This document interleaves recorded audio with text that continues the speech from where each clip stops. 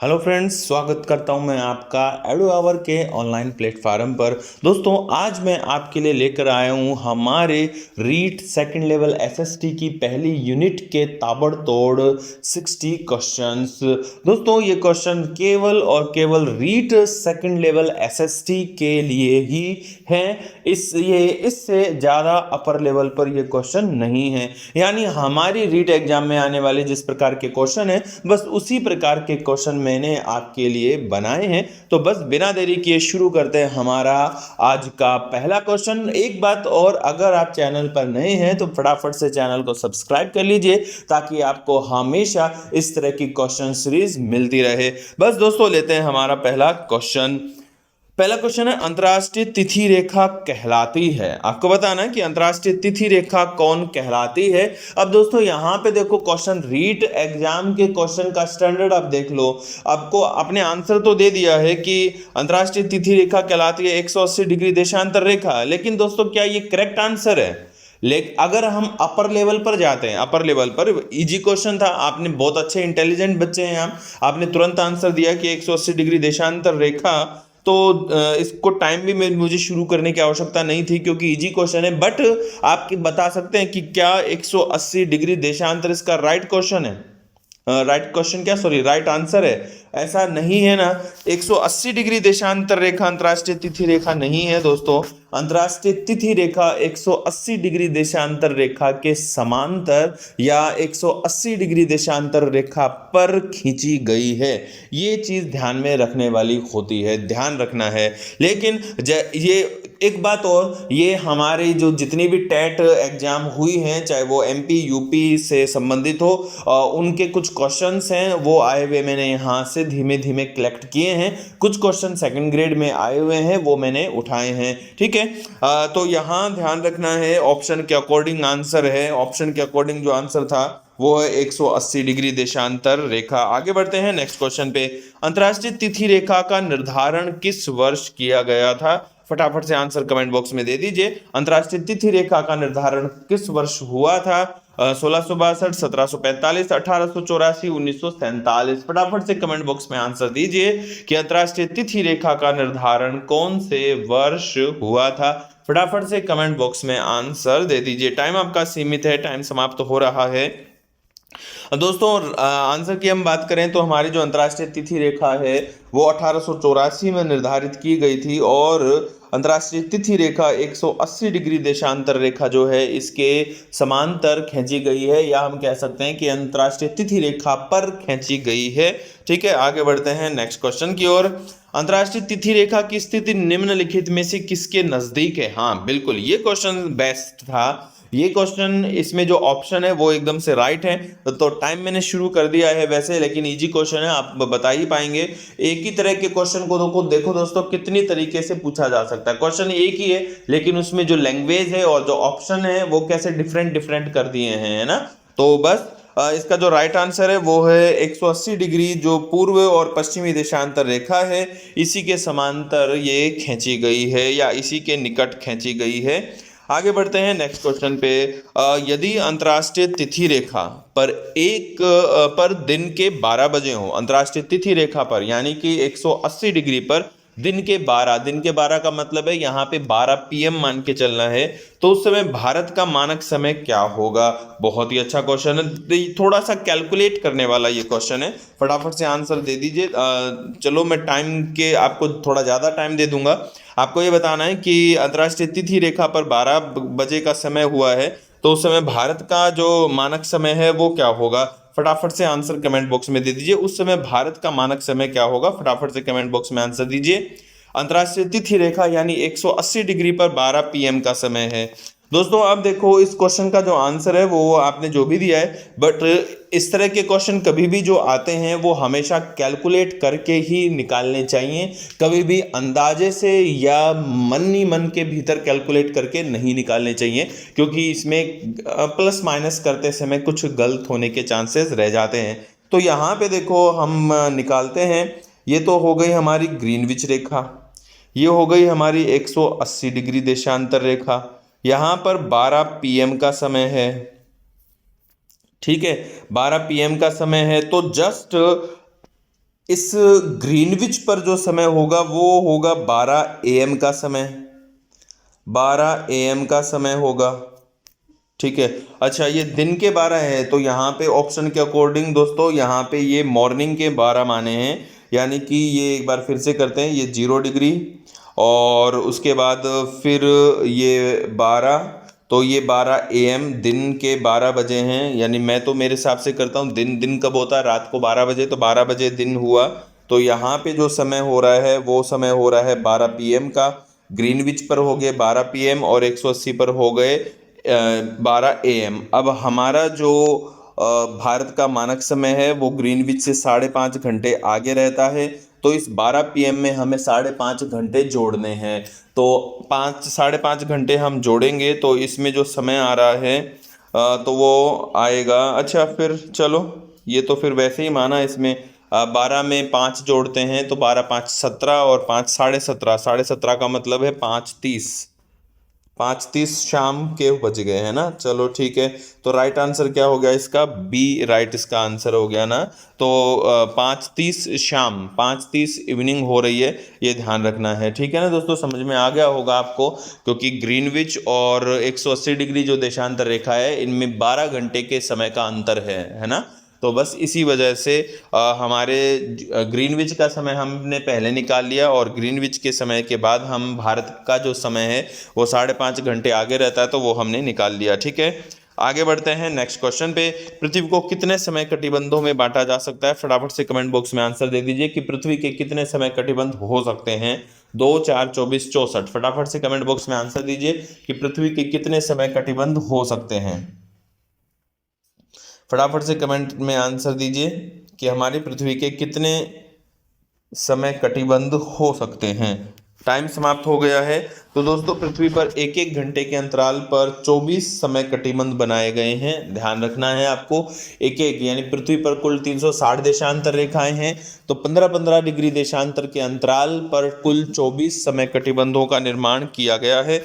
आगे बढ़ते हैं। निम्नलिखित में से किस स्थान का प्रमाणिक समय एवं स्थानीय समय एक ही है? टाइम मैंने आपका शुरू कर दिया है, आपको आंसर देना है कमेंट बॉक्स में कि हमारी जो पृथ्वी है इस पृथ्वी पर, यानी हमारे भारत में, पृथ्वी पर नहीं, हमारे भारत में ये जो स्थान है इनमें से मानक समय और स्थानीय समय किसका समान है?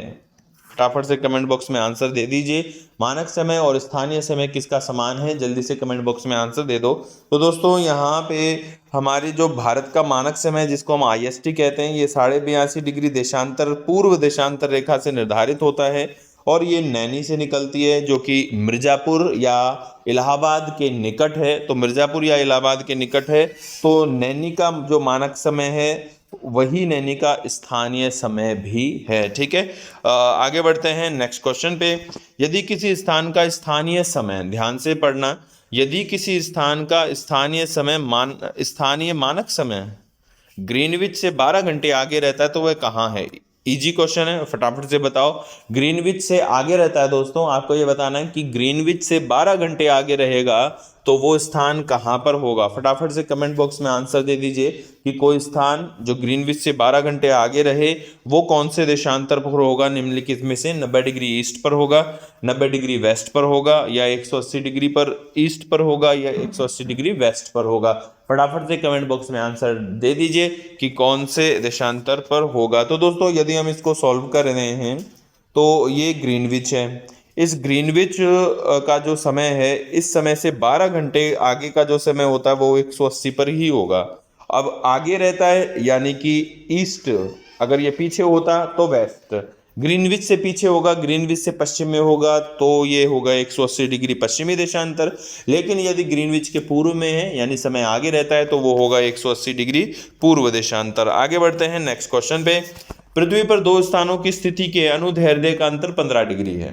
ठीक है, तो स्थानीय समय में कितना अंतर है? फटाफट से कमेंट बॉक्स में आंसर दे दीजिए कि हमारी जो पृथ्वी है, इस पृथ्वी पर कोई भी दो स्थान जिनमें 15 डिग्री अनुदैर्ध्य का अंतर है तो वो उनका जो समय है उसमें कितना अंतर होगा? फटाफट से कमेंट बॉक्स में आंसर दो।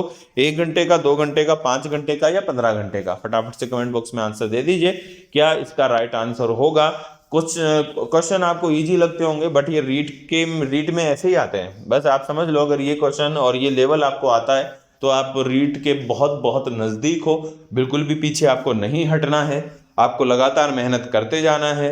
आप उन बच्चों से आगे निकल चुके हैं, आगे निकल जाएंगे जो मेहनत करना एक बार के लिए छोड़ चुके हैं, ठीक है ना। तो वो अपनी स्टडी से पीछे हट जाएंगे, दूर हो जाएंगे। और आप अगर अपनी स्टडी को कंटिन्यूटी देते हो तो आप निश्चित रूप से सफलता प्राप्त करोगे।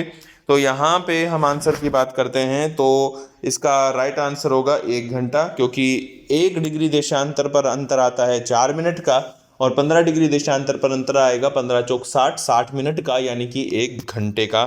ठीक है, आगे बढ़ते हैं नेक्स्ट क्वेश्चन पे। एक देशांतर को पार करने में दो स्थानों के स्थानीय समय के बीच क्या अंतर आता है? फटाफट से कमेंट बॉक्स में आंसर दे दीजिए। एक स्थान से दूसरे स्थान पर या एक देशांतर से दूसरे देशांतर को पार करने पर स्थानीय समय में क्या डिफरेंस आता है? कमेंट बॉक्स में आंसर देना है फटाफट से। 8 minute, 4 minute, 2 minute, 0 minute. Comment box में आंसर दो फटाफट से, क्या अंतर आएगा? जल्दी से आंसर कमेंट बॉक्स में। तो दोस्तों अब आंसर की हम बात करते हैं, तो ये राइट आंसर होगा 4 मिनट। ठीक है, ये ध्यान रखना है, 4 मिनट। दोस्तों अगर आप चैनल पे नए हैं तो फटाफट से चैनल को सब्सक्राइब कर लीजिए और बेल आइकन को भी प्रेस कर लीजिए। आगे बढ़ते हैं नेक्स्ट क्वेश्चन पे, ध्यान से पढ़ना, थोड़ा सा लंबा सा क्वेश्चन है। अंतर्राष्ट्रीय तिथि रेखा के संबंध में निम्नलिखित में से कौन सा कथन असत्य है? ध्यान से दोस्तों, असत्य कथन बताना है। ये काल्पनिक रेखा है, ये तो सत्य है। बेरिंग सागर में ये रेखा पश्चिम की ओर मोड़ी गई है। बेरिंग सागर, ये बेरिंग सागर जो कि प्रशांत महासागर का उत्तरी छोर है, वहां पे इसको पश्चिम की ओर मोड़ा गया है, पश्चिम की ओर, बिल्कुल ये भी ठीक है। 75 डिग्री उत्तर अक्षांश पर नहीं, 75 डिग्री उत्तर अक्षांश पर पश्चिम की ओर नहीं है। आगे देखते हैं, न्यूजीलैंड व फिजी द्वीप समूह को एक साथ रखने के लिए दक्षिण प्रशांत रेखा में ये पूर्व की ओर मोड़ी गई है। ठीक है दोस्तों, तो यहाँ पे इसका जो राइट आंसर है वो ये है, 75 डिग्री उत्तर अक्षांश रेखा जो है इसको पश्चिम की ओर यहाँ पे इसे मोड़ा नहीं गया है, सिर्फ बेरिंग सागर के पास ही इसे मोड़ा गया है। ये ध्यान रखना है आपको। दोस्तों एक चीज़ और आप याद रखिए कि ये जो क्वेश्चंस हैं, इनमें से एक भी क्वेश्चन मेरा बनाया हुआ नहीं है, सभी के सभी एग्जाम में आए हुए क्वेश्चन हैं और विविध एग्जाम में आए हुए हैं ना। ऐसा रीट एग्जाम के अलावा और भी अन्य जो एग्जाम हैं उनमें आए हुए हैं, बट मैंने आपके लिए यहाँ पे उसी लेवल पर ये क्वेश्चन सेट किए हैं। ठीक है, आगे बढ़ते हैं नेक्स्ट क्वेश्चन पे। जब ग्रीनविच में मध्याह्न है, मध्याह्न का मतलब है दोपहर, ठीक है, ग्रीनविच में जब मध्याह्न है तो एक जगह का स्थानीय समय 5 बजे है, सायंकाल है, 5 बजे है, यानी 5 PM का समय है। तो निम्नलिखित में से वो कौन सा यामोत्तर है जिस पर उपयुक्त जगह अवस्थित है? ठीक है, बहुत ही अच्छा क्वेश्चन है दोस्तों, समय निकालने का। फटाफट से कमेंट बॉक्स में आंसर दीजिए कि क्या इसका राइट आंसर होने वाला है। जल्दी से कमेंट बॉक्स में आंसर दे दो, इसका आंसर क्या होगा, इसको हम सोल्व करेंगे। कमेंट बॉक्स में फटाफट से आंसर दे दीजिए। अब दोस्तों यदि हम बात करते हैं कि एक जगह का स्थानीय समय 5 बजे है और यहाँ है ये हमारा ग्रीनविच है, ग्रीनविच पर 12 PM का समय हो रहा है। ठीक है, अब एक स्थान है जो 5 PM पर स्थित है। ठीक है, 5 PM, तो पूर्व की ओर समय बढ़ता है, पूर्व की ओर समय बढ़ता है। तो यहाँ से पूर्व की ओर समय बढ़ा, अब कितना समय बढ़ा? 5 घंटे बढ़ गया। तो 5 घंटे, 1 घंटे जब बढ़ते हैं तो 15 देशांतर होते हैं, है ना। 1 घंटा जब बढ़ता है तो 15 देशांतर होते हैं, तो 15 × 5 तो हो गए 75, यानी कुल 75 देशांतर। अब पूर्व की ओर होंगे ये 75, तो ए ऑप्शन हमारा राइट है। 75 डिग्री पूर्व देशांतर पर वो स्थान स्थित होगा जहां पे 5 PM का समय होगा। ठीक है, आगे बढ़ते हैं। 2 शहर हैं, एक शहर है ए जो 30 डिग्री नॉर्थ और 60 डिग्री ईस्ट पर स्थित है, और दूसरा शहर है बी जो कि 30 डिग्री नॉर्थ और 80 डिग्री ईस्ट पर स्थित है। इनके बीच जो समय का अंतर है वो क्या होगा?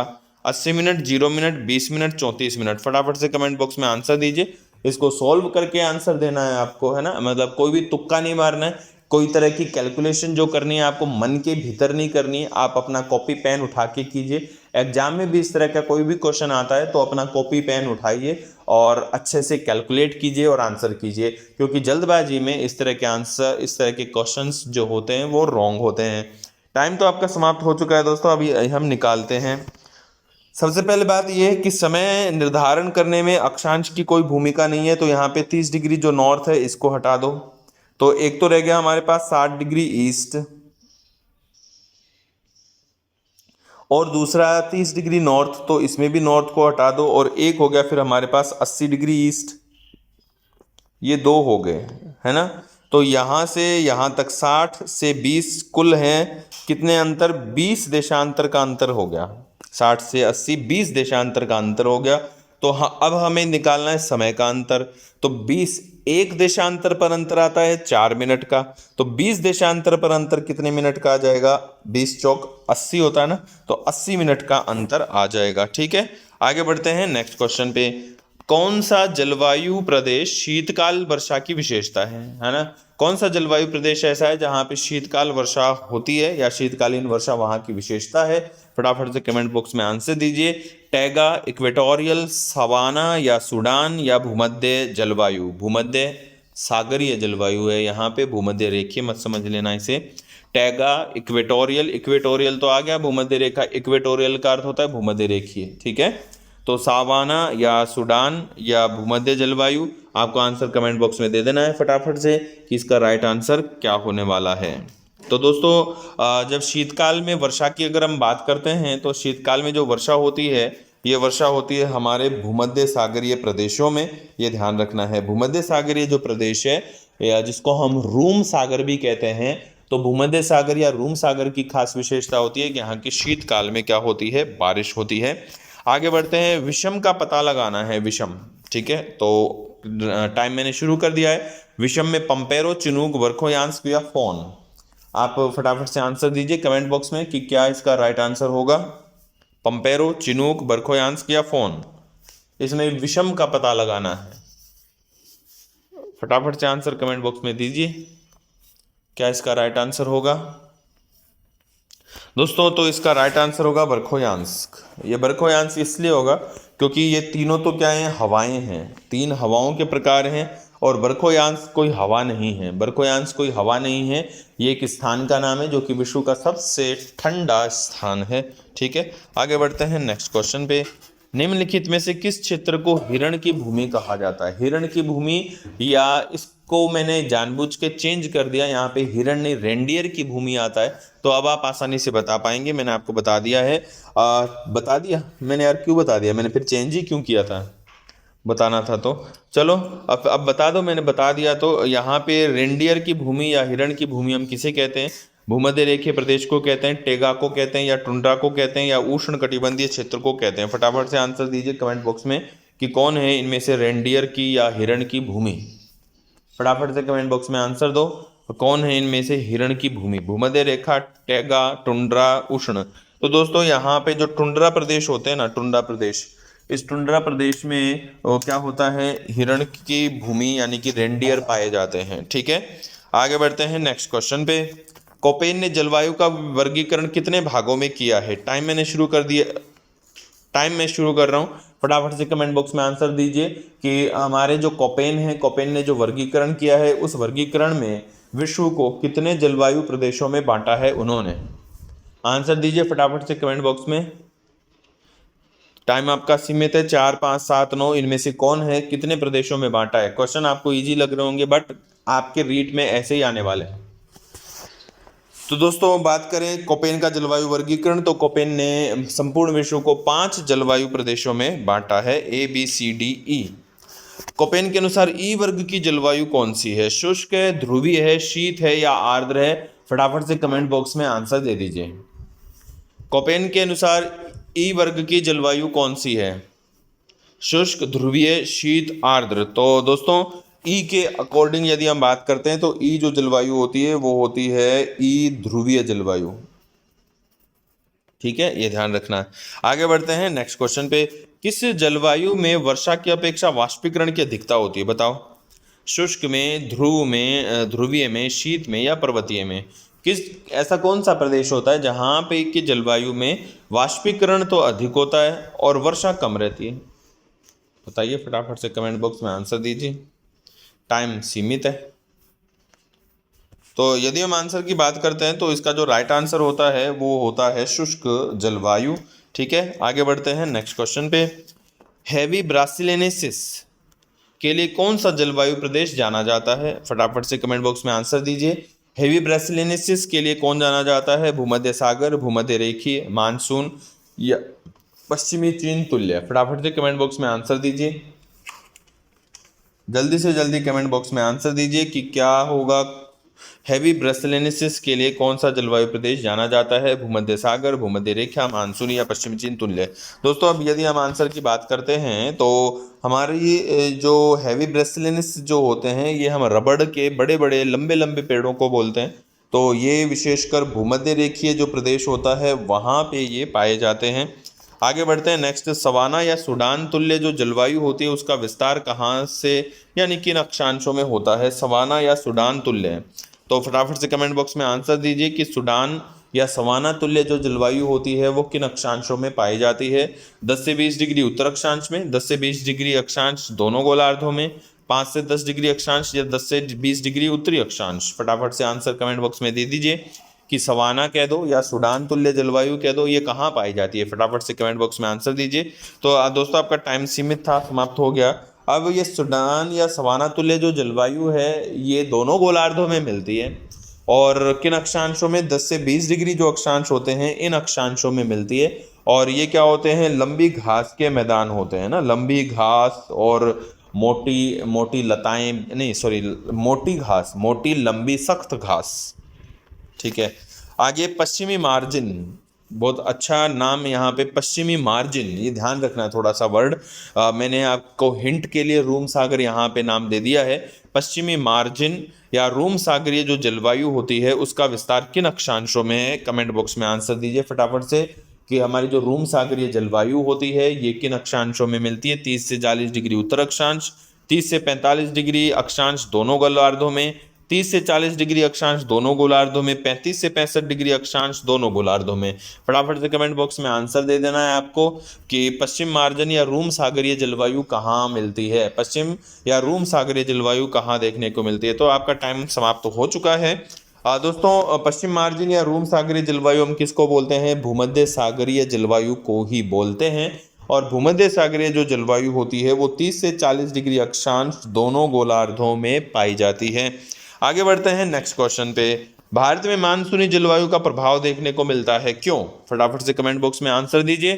भारत एक प्रायद्वीपीय स्थिति रखता है इसलिए, भारत में भूमध्य रेखीय पछुआ पवनों का प्रभाव रहता है इसलिए, भारत में ग्रीष्मकाल में निम्न वायुदाब बना रहता है इसलिए। फटाफट से कमेंट बॉक्स में आंसर दीजिए या उपयुक्त सभी। जल्दी से आंसर दो कि भारत में मानसूनी जलवायु का प्रभाव क्यों देखने को मिलता है। टाइम आपका समाप्त हो चुका है। अब इसका राइट आंसर है उपयुक्त सभी, यानी ये सभी ऐसी दशाएं हैं जो भारत में मानसून की अग्रगति में सहायक हैं, मानसून उत्पत्ति में सहायक बनती हैं। चलो आगे बढ़ते हैं नेक्स्ट क्वेश्चन पे। इक्विनॉक्स होता है, इक्विनॉक्स कब होता है दोस्तों? फटाफट से कमेंट बॉक्स में आंसर दीजिए। जब दिन और रात बराबर होते हैं, एक वर्ष के दौरान सबसे छोटा दिन होता है, एक वर्ष के दौरान जब सबसे बड़ा दिन होता है, एक वर्ष के दौरान जब सबसे अधिक वर्षा होती है। आपको बताना है कि इक्विनॉक्स कौन सी स्थिति में होता है। फटाफट से कमेंट बॉक्स में आंसर आपको दे देना है। इक्विनॉक्स की स्थिति कब होती है?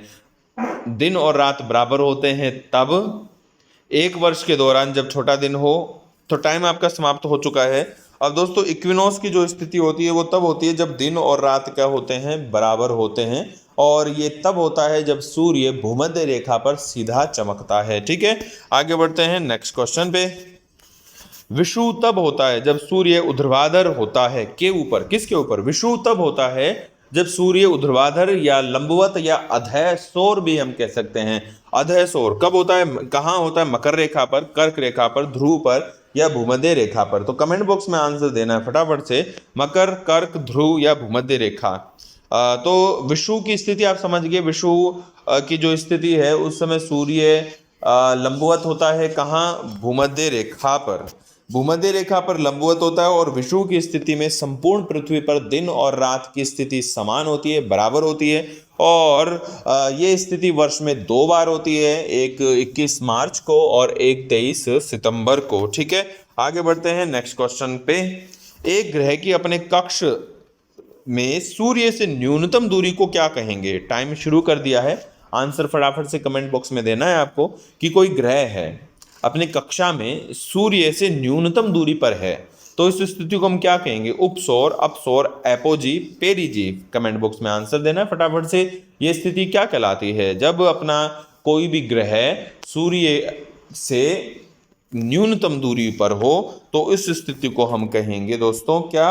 उपसौर। ठीक है, उपसौर हम कहते हैं। उपसौर को हम पेरीहीलियन भी कहते हैं, पेरीहीलियन भी ये कहा जाता है।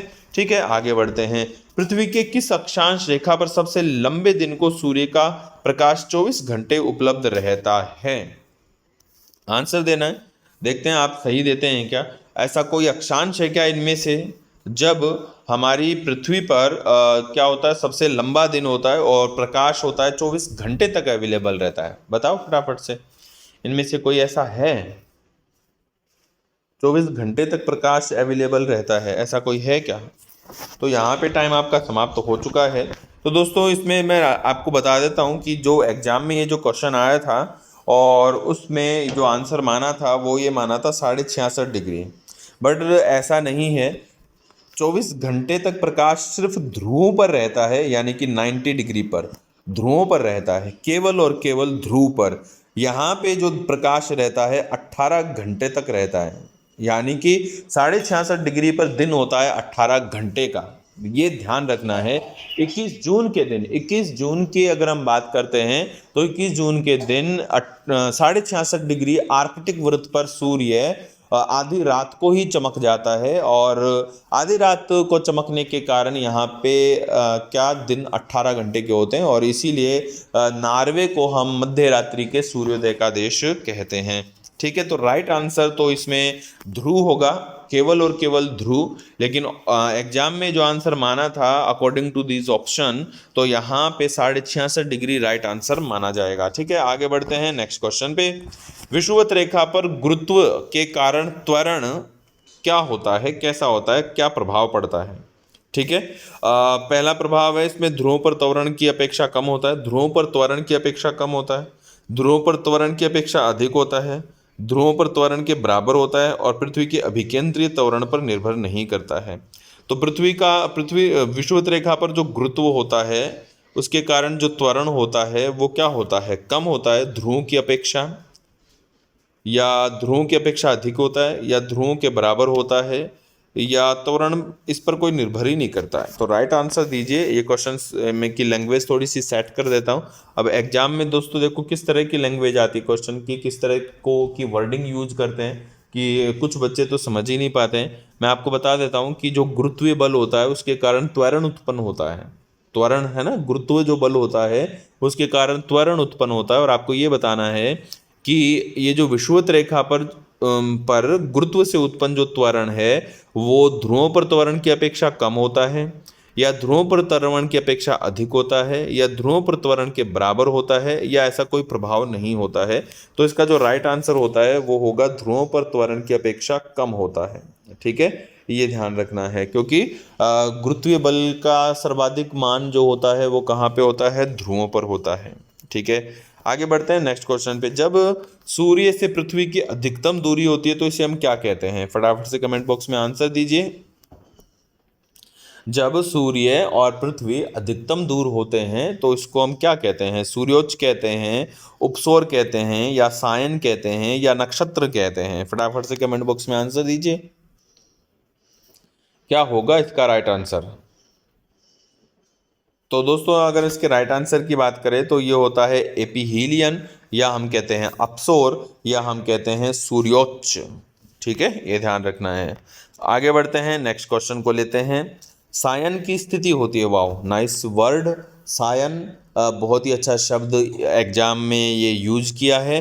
तो सायन की स्थिति होती है कब होती है? जब सूर्य भूमध्य रेखा पर सीधा हो, जब सूर्य कर्क रेखा पर सीधा हो, जब सूर्य मकर रेखा पर सीधा हो, या जब सूर्य 66.5 डिग्री अक्षांश रेखा पर सीधा हो।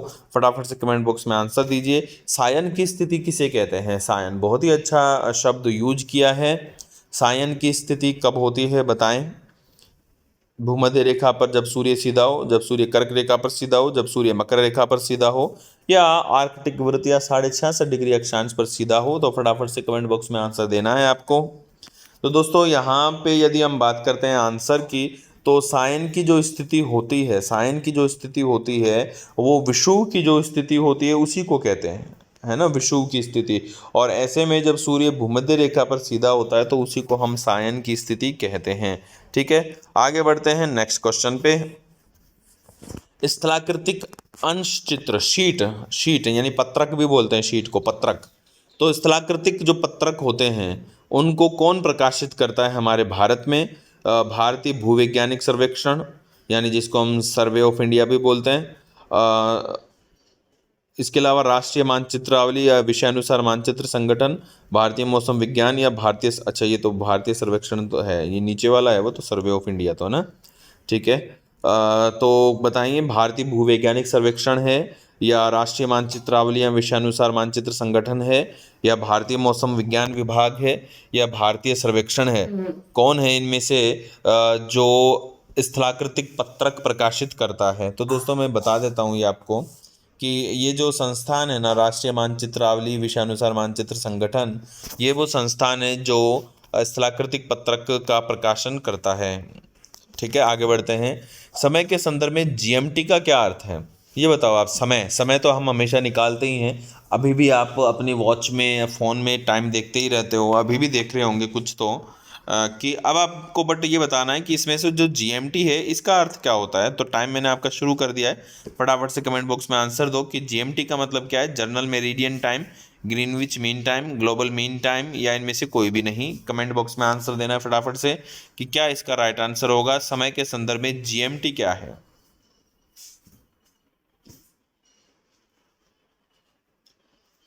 टाइम समाप्त हो चुका है। अब यदि हम दोस्तों बात करें कि जीएमटी क्या होती है, तो जीएमटी वास्तव में क्या होता है कि ग्रीनविच मीन टाइम जो होता है ना, ग्रीनविच मीन टाइम, इसी को हम क्या कहते हैं? ग्रीनविच मीन टाइम को ही हम क्या कहते हैं?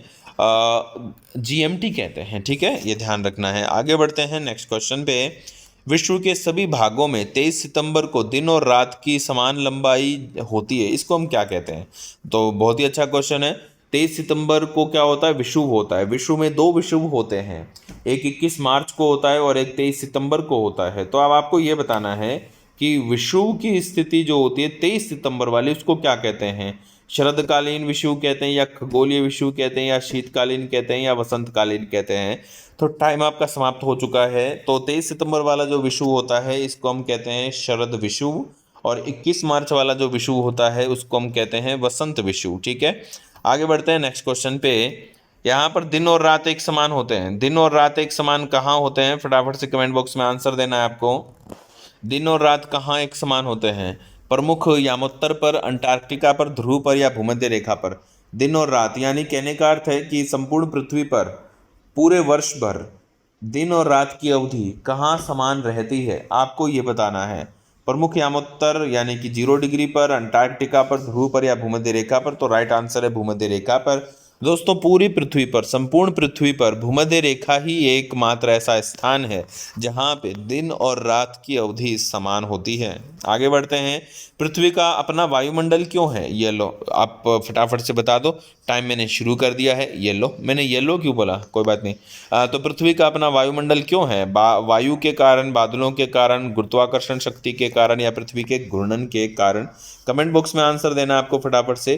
पृथ्वी का अपना खुद का वायुमंडल है, क्यों? ऐसा क्यों है?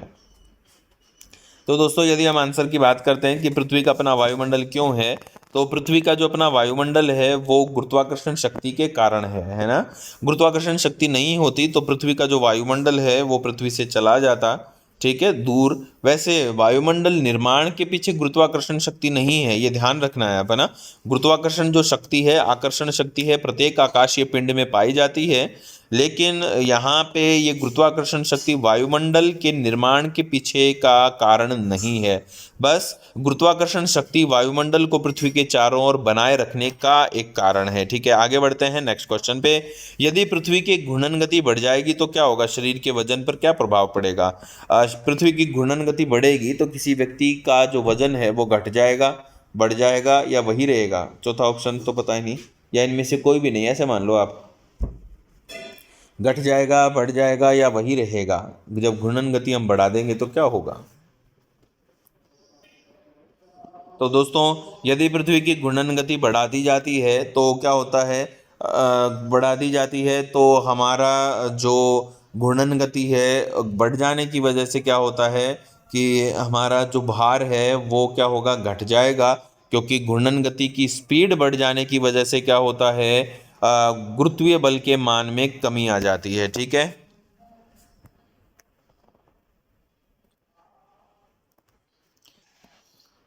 तो दोस्तों, ये था हमारे पृथ्वी की घूर्णन गति बढ़ जाने पर शरीर के वजन वाला क्वेश्चन। तो इसमें क्या होगा कि घट जाएगा।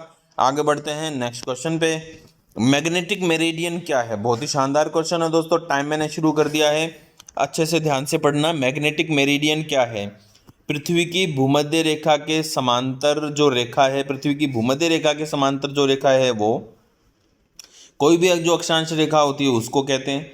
या पृथ्वी के भौगोलिक उत्तर और भौगोलिक दक्षिण को जोड़ने वाली रेखा, या पृथ्वी के मैग्नेटिक उत्तर और मैग्नेटिक दक्षिण से गुजरने वाला क्षेत्र। ये इनमें से आपको राइट आंसर देना है कि मैग्नेटिक मेरिडियन क्या होता है। तो दोस्तों, इसका जो राइट आंसर है वो है डी। पृथ्वी का जो चुंबकीय उत्तर है और जो चुंबकीय दक्षिण है, इनको यदि हम आपस में मिलाते हैं तो जो बनने वाला एक मेरिडियन है, सर्कल है, उसको हम मैग्नेटिक मेरिडियन की संज्ञा देते हैं। आगे देखते हैं, किसी वस्तु का अधिकतम भार किस स्थिति में होगा? आपको ये बताना है कि किसी वस्तु का जो अधिकतम भार है वो किस स्थिति में होगा। टाइम मैंने शुरू कर दिया है, बताना है आपको फटाफट से कमेंट बॉक्स में कि जब वस्तु भूमध्य रेखा पर हो, जब वस्तु पृथ्वी की सतह पर हो, जब पृथ्वी के केंद्र पर हो, जब पृथ्वी के ध्रुवों पर हो। फटाफट से आंसर दीजिए कमेंट बॉक्स में कि वस्तु का अधिकतम भार कहाँ होगा।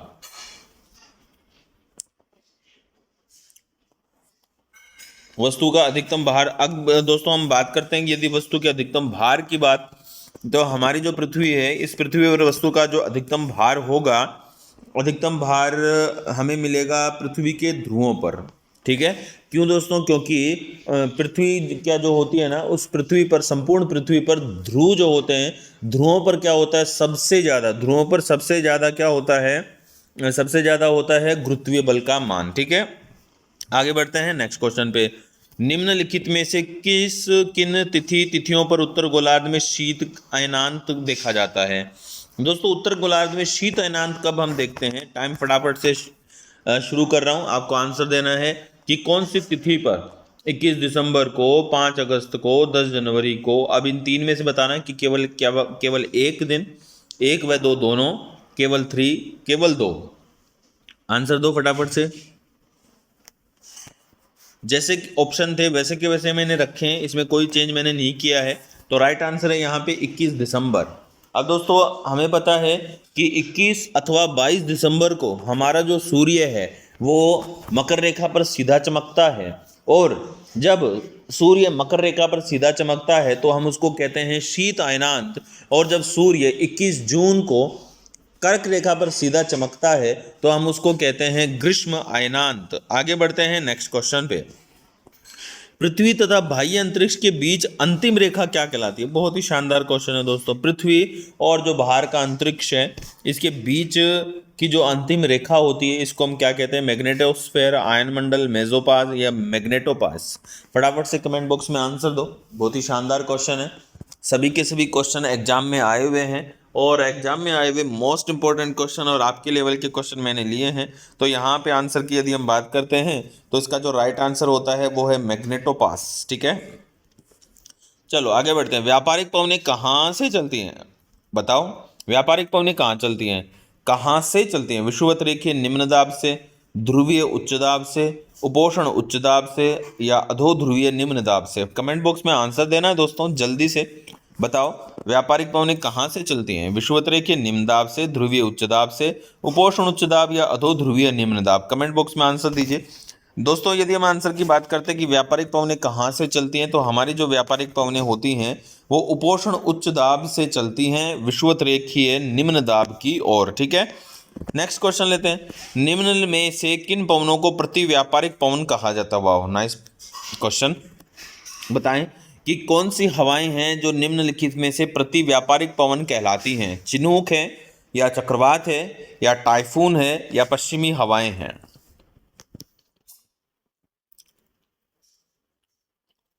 आंसर दीजिए कमेंट बॉक्स में फटाफट से।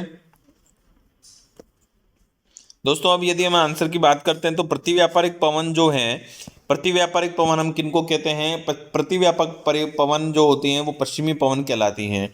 क्यों कहलाती हैं? क्योंकि व्यापारिक पवनें यूँ आती हैं और पछुआ पवनें यूँ चलती हैं, है ना। तो ये तो हो गई व्यापारिक और ये हो गई पछुआ, यानी ये तो है व्यापारिक फर्स्ट नंबर वाली और ये है पछुआ। तो अब पछुआ पवनों को हम व्यापारिक पवनों के अपोजिट चलने की वजह से प्रतिव्यापारिक कह सकते हैं। आगे बढ़ते हैं नेक्स्ट क्वेश्चन पे। फ्रंटल वर्षा किस कारण से होती है? देखो नाइस क्वेश्चन। फ्रंटल वर्षा किस कारण होती है? संवहनी धाराओं के कारण, समुद्री हवाओं के कारण, चक्रवाती गतिविधि के कारण, या पर्वतों से वाष्पित जल के संघनन के कारण? बताएं फ्रंटल वर्षा का संबंध किससे है? संवहन धारा, समुद्री हवा, चक्रवाती गतिविधि, पर्वतों से वाष्पित जल का संघनन। टाइम समाप्त हो रहा है दोस्तों। यदि हम आंसर की बात करते हैं तो फ्रंटल जो वर्षा होती है, इस फ्रंटल वर्षा का संबंध होता है चक्रवाती गतिविधि से। ठीक है, आगे बढ़ते हैं नेक्स्ट क्वेश्चन पे। नेक्स्ट क्वेश्चन है, उच्चतर तुंगता पर वायुमंडलीय ताप के बढ़ने को क्या कहते हैं? बहुत ही प्यारा सा क्वेश्चन है, बताओ फटाफट से क्या कहते हैं? विकिरण कहते हैं, तापोत्कर्मण कहते हैं, या चालन कहते हैं, या संवहन कहते हैं? फटाफट से आंसर दीजिए कमेंट बॉक्स में।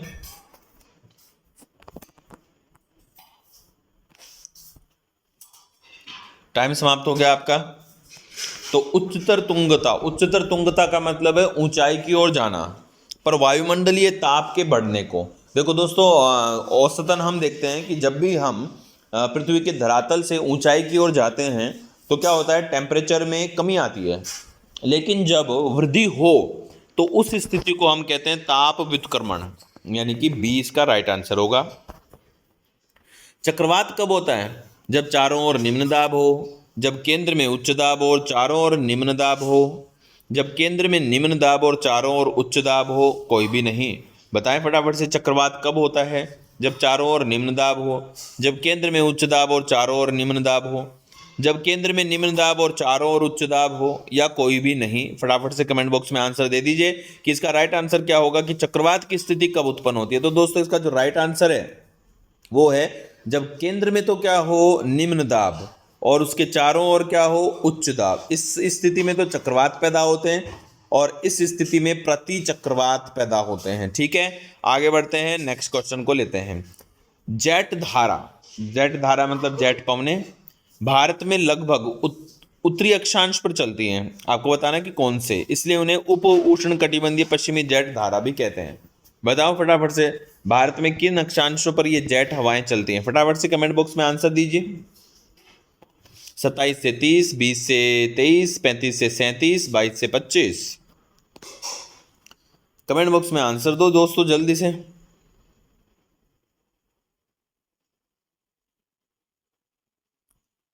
तो दोस्तों इसका जो राइट आंसर है वो है 27 से 30। ये वाला जो जोन है, इस जोन में हमारे भारत के इस उत्तरी छोर पर ये उप उष्ण कटिबंधीय पश्चिमी जेट धारा पवनों का चालन होता है, जिसकी वजह से हमारे भारत में पश्चिमी विक्षोभों का आगमन होता है। आगे बढ़ते हैं, निम्नलिखित में से किस स्थानीय पवन को डॉक्टर हवा भी कहते हैं? फटाफट से कमेंट बॉक्स में आंसर दीजिए। हरमट्टन, बोरा, मिस्टल या चिनूक? इजी क्वेश्चन है दोस्तों, वैसे तो मैं सीधा ही आंसर दे देता हूँ इसका। इस सब बच्चे बच्चे को याद है कि जो डॉक्टर हवा है वो हरमट्टन को कहते हैं। कौन से तट पर कहते हैं? गिनी के तट पर, अफ्रीका महाद्वीप में। ठीक है, ये ध्यान रखना है। आगे बढ़ते हैं नेक्स्ट क्वेश्चन पे। निम्नलिखित में से कौन सी एक शीतल और शुष्क वायु है? शीतल और शुष्क वायु आपको बताना है कौन सी इनमें से। हरिकेन है, टॉर्नेडो है, बोरा है, या साइक्लोन है? ये लो फटाफट से आंसर दे दो कि कौन सी ऐसी हवा है जो शीतल है और शुष्क है। कमेंट बॉक्स में आंसर दीजिए फटाफट से। शीतल और शुष्क हवा कौन सी है? हरिकेन, टॉर्नेडो, बोरा, या साइक्लोन? साइक्लोन। फटाफट से कमेंट बॉक्स में आंसर दो। तो शीतल, शुष्क हाँ तो दोस्तों यहाँ पे इसका जो राइट आंसर है वो है बोरा। बोरा क्या है? इटली में चलने वाली एक ठंडी और शुष्क हवा है। साइक्लोन एक चक्रवात है। टॉर्नेडो और हरिकेन भी एक चक्रवात हैं। और आपको बताइए अभी हमारा जो भारत है ताउते नाम के चक्रवात से काफ़ी परेशान रहा है। हाँ दोस्तों, ताउते चक्रवात में जहाँ पे कुछ प्रदेशों में जैसे महाराष्ट्र है, गुजरात है और केरला वगैरह हैं, यहाँ पे उसने तबाही मचाई है। बाकी राजस्थान में उसने अच्छी वर्षा की है। और इस वर्षा से मतलब वर्षा को आनंद करते हुए एक वीडियो मैंने अपलोड किया है। डिस्क्रिप्शन में मैं लिंक छोड़ दूंगा, वहाँ पे जाके आप वो वीडियो ज़रूर देखेंगे। ठीक है, आगे बढ़ते हैं नेक्स्ट क्वेश्चन पे। चापाकार झील की रचना कब होती है? जब नदी, वाओ नाइस क्वेश्चन दोस्तों। उत्तर के विशाल मैदान में हमारे यहाँ पे चापाकार झील बनती है। और ये चापाकार झील कब बनती है? जब नदी तेजी से बहती हो, जब नदी तीखे ढलान पर हो, जब नदी बहुत कम ढलान पर हो, या उद्गम बिंदु के निकट हो। आंसर दो दोस्तों फटाफट से कि छाड़न झील या चापाकार झील कब बनती है? छाड़न झील या चापाकार झील कब बनती है? फटाफट से कमेंट। हाँ तो दोस्तों, हम बात कर रहे थे कि चापाकार झील की रचना कब होती है? जब नदी बहती है। तो दोस्तों, जब नदी बहुत कम ढाल पर बहती है, यानी कहने का अर्थ है जब नदी मंद ढाल पर बहती है, तो मंद ढाल पर बहने की वजह से नदी की जो ढाल, नदी का जो बहाव है वो ऐसे हो जाता है, यानी कि नदी विसर्प बनाती है। और विसर्प के सहारे ही नदी क्या बनाने लगती है? चापाकार झील या गोखुर झील या छाड़न झील का निर्माण करती है। आगे बढ़ते हैं नेक्स्ट क्वेश्चन पे। चीनी सागर के उष्णकटिबंधीय चक्रवातों को निम्नलिखित में से क्या कहते हैं? वो नाइस क्वेश्चन। चीन सागर में क्या आते हैं? उष्णकटिबंधीय चक्रवात आते हैं। और इन उष्णकटिबंधीय चक्रवातों को एक नाम दिया जाता है क्या? प्रभंजन, टॉर्नेडो, टाइफून, चक्रपवने। फटाफट से आंसर कमेंट बॉक्स में दे देना है। क्या इसका राइट आंसर होगा प्रभंजन, टॉर्नेडो, टाइफून, चक्रपवने? टाइम आपका समाप्त हो चुका है, तो ये कहलाते हैं टाइफून। ठीक है, आगे बढ़ते हैं नेक्स्ट क्वेश्चन पे।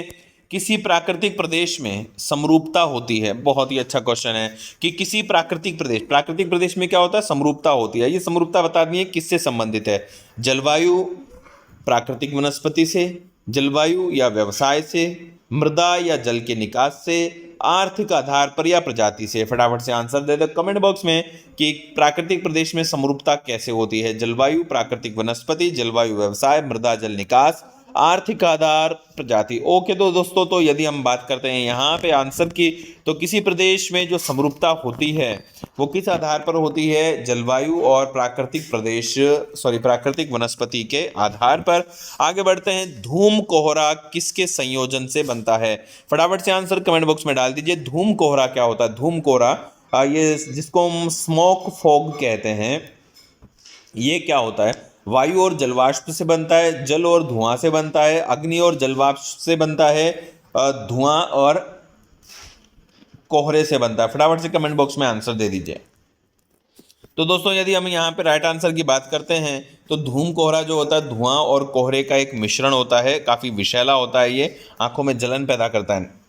आगे बढ़ते हैं नेक्स्ट क्वेश्चन पे। लंबा सा क्वेश्चन है, पढ़ते हैं धीमे धीमे धीमे धीमे धीमे धीमे पढ़ते हैं। हमारे ग्रह के विश्व जलवायु परिवर्तन के 5 महत्वपूर्ण सूचक क्या हैं? अच्छे से पढ़ना है दोस्तों। 5 सूचक बताने। पहला, अंटार्कटिक समुद्री बर्फ, ऑक्सीजन, बारिश, सूखा, समुद्र तल। दूसरा ऑप्शन है समुद्र तल, बढ़ता हुआ तापमान, बारिश, नाइट्रोजन, आर्कटिक समुद्री बर्फ। ये बी लग रहा है मेरे को तो फिलहाल, और देखते हैं एक बार। आर्कटिक समुद्री बर्फ, कार्बन डाइऑक्साइड, विश्व तापमान, समुद्र तल, जमीनी बर्फ। इनमें से कोई भी नहीं। तो दोस्तों, इसका जलवायु परिवर्तन का जो सूचक है वो है बी ही राइट आंसर है। ठीक है, तो इसमें ज़मीनी बर्फ़ का कोई रोल नहीं है, तो ये राइट आंसर आ जाता है। ठीक है, ओके, आगे बढ़ते हैं नेक्स्ट क्वेश्चन पे। संसार के स्वच्छ जल का कितना प्रतिशत हिमानी बर्फ के रूप में मौजूद है? बहुत ही बढ़िया क्वेश्चन। 50, 10, 70, 30। फटाफट से कमेंट बॉक्स में आंसर दे दो। 50, 70, 30। 50, 10, 70, 30। 50, 10, 70, 30। संसार के स्वच्छ जल का कितना प्रतिशत हिमानी बर्फ के रूप में अवेलेबल है? तो टाइम समाप्त हो चुका है। हिमानी को हम बोलते हैं हिमटोपिया या कहते हैं आइसकेप। तो ये जो होता है हिमानी, ये स्वच्छ जल का करीब 70% जो होता है वो हिमानी बर्फ के रूप में होता है। ये अजीब सा क्वेश्चन है, अपने पिक्सल बढ़ा लीजिए दिखता है तो ठीक है। ये बारीक हो गया थोड़ा। सूची 1 को सूची 2 से सुमेलित करना है। ये चक्रवातों के नाम हैं, कहाँ किस नाम से जाने जाते हैं देखते हैं हम। यानी चक्रवात भी हैं, कुछ हवाओं के नाम भी हैं, तो देख लेते हैं एक बार। ऑस्ट्रेलिया, ऑस्ट्रेलिया में विली विली, आप सुमेलित कर लेना कौन है। ऑस्ट्रेलिया में विली विली होता है, ठीक है। चीन में इनको टाइफून कहते हैं। फ्रांस में हवा है मिस्ट्रल। और वेस्ट इंडीज़ में प्रबंजन यानी हरिकेन, बिल्कुल सही है। अब आप मिला लेना कि कौन सा इसका राइट आंसर है। मैं भी रिपीट कर देता हूँ। ऑस्ट्रेलिया में विली विली, चाइना में टाइफून, फ्रांस में मिस्ट्रल और वेस्ट इंडीज़ में हरिकेन, ठीक है। आगे बढ़ते हैं नेक्स्ट क्वेश्चन पे। प्राकृतिक आपदा जिसमें गहरी झील के जल से कार्बन डाइऑक्साइड अचानक से फूटने लगती है, ये क्या होता है। देखो बहुत ही शानदार क्वेश्चन है। अब बहुत ही शानदार क्वेश्चन है जलवायु परिवर्तन पर्यावरणीय समस्याओं पे कि क्या होता है कि गहरी झील का जो जल होता है उस जल में क्या होता है, ऑक्सीजन की मात्रा पूरी तरह से ख़त्म हो जाती है और अचानक से उस जल से कार्बन डाइऑक्साइड गैस बाहर निकलने लगती है और ऐसे में वो झील क्या हो जाती है, नष्ट हो जाती है, ख़त्म हो जाती है। यानी कि झील का जल क्या हो जाता है, विषैला हो जाता है। तो ये जो अवस्था होती है इस अवस्था को हम कहते हैं लिमिनिक, ठीक है। ध्यान रखना, बहुत ही अच्छा क्वेश्चन है। आगे बढ़ते हैं नेक्स्ट क्वेश्चन पे। रेगिस्तानी ओक एक पेड़ का नाम है जिसकी जड़ें उस गहराई तक जमीन के भीतर जाती हैं जब तक कि पानी तक ना पहुंच जाएं। इस पेड़ की जड़ों की गहराई पेड़ की ऊंचाई का लगभग 30 गुना होती है। ये पेड़ कहाँ पाया जाता है। आप फटाफट से कमेंट बॉक्स में आंसर दीजिए। रेगिस्तानी ओक ऑस्ट्रेलिया में होता है, अर्जेंटीना में होता है, या दक्षिण अफ्रीका में, या अंटार्कटिका में। कमेंट बॉक्स में आंसर दे दीजिए फटाफट से, क्या इसका आंसर होने वाला है। आंसर दो फटाफट से कमेंट बॉक्स में, क्या इसका राइट आंसर होगा ऑस्ट्रेलिया, अर्जेंटीना, दक्षिण अफ्रीका या अंटार्कटिका। तो दोस्तों इसके राइट आंसर की यदि हम बात करते हैं तो इसका जो राइट आंसर है वो है ऑस्ट्रेलिया, ठीक है। आगे बढ़ते हैं नेक्स्ट क्वेश्चन पे। कुछ जानवर रात में जागते हैं। ये जानवर हर चीज़ को जिन रंगों से देखते हैं वो कौन से रंग हैं। ये जो है ये हमारे जैवमंडल से संबंधित क्वेश्चन है। कुछ जानवर जैसे उल्लू वगैरह ये रात को जागते हैं और इनको हर वस्तु नज़र आती है। अब इनको ये हर वस्तु रंगीन नज़र नहीं आ सकती है, ठीक है, क्योंकि कलर जो बनते हैं सूर्य के प्रकाश से बनते हैं, पता है ना आपको। बेनी आहा प्लान पिलाना क्या बोलते हैं उसको, बेनी आहा पिलाना, हाँ पिलाना। तो क्या बोलते हैं, विबग्योर। जो 7 रंग होते हैं एक्चुअल में उन्हीं से प्रकृति के समस्त रंग बनते हैं, विबग्योर बोलते हैं उसको। और वैसे बेनी आहा पिलाना भी बोलते हैं।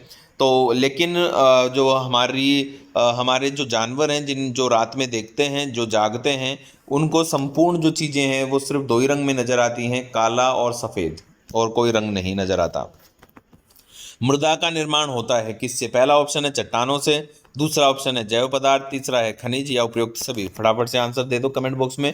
मृदा का निर्माण किससे होता है, चट्टान से, जैव पदार्थ से, खनिज से या उपयुक्त सभी से। आंसर दो कमेंट बॉक्स में फटाफट से, फटाफट से आंसर कमेंट बॉक्स में दे दीजिए। टाइम समाप्त हो गया है। दोस्तों मृदा के निर्माण की हम बात करते हैं तो मृदा का जो निर्माण होता है ये होता है वास्तव में इनमें सभी से आंसर आएगा, चट्टान से भी, जैव पदार्थ से भी और खनिज से भी। ओके आगे बढ़ते हैं नेक्स्ट क्वेश्चन पे। राजस्थान में प्रति चक्रवातों का निर्माण कहाँ होता है। क्या आपको पता है राजस्थान में प्रति चक्रवात बनते हैं। अब आपको बताना कि ये कहाँ बनते हैं। अरावली के ढाल पर बनते हैं, या थार वनस्थल में बनते हैं, या पूर्व मैदान पे, या दक्षिण पूर्व पठार पे। फटाफट से कमेंट बॉक्स में आंसर दीजिए।